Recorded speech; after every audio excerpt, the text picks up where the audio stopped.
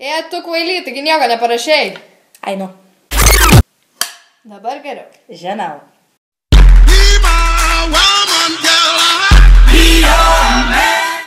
Sveiki!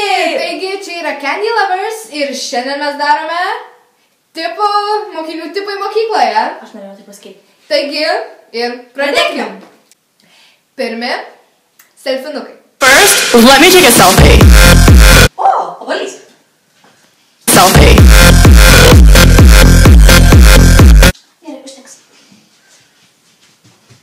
Bet joms jų nuotraukos visada būna baisios. Nu šitą normaliai. O dieve, plaukas tyro. Negaliu žiūrėti ant iš jų.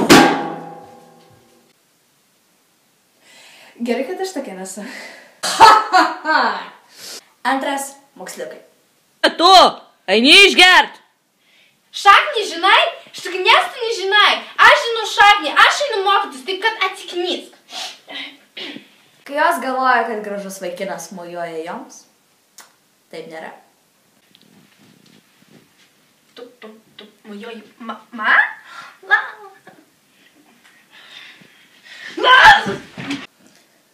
Taigi, trečias tipas yra maisto mylėtojai ir jie valgo viską, kas tik pasitaiko jų kelyje. O, supuvęs. Skanu. O, abanuksas. Skanaus! И тебе не хворать.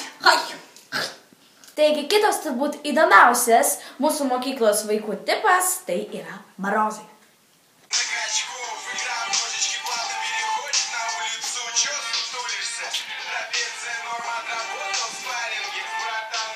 Taigi, čia buvo keletą mūsų mokyklos vaikų tipų, bet... Na, aš manau, tiek užtek.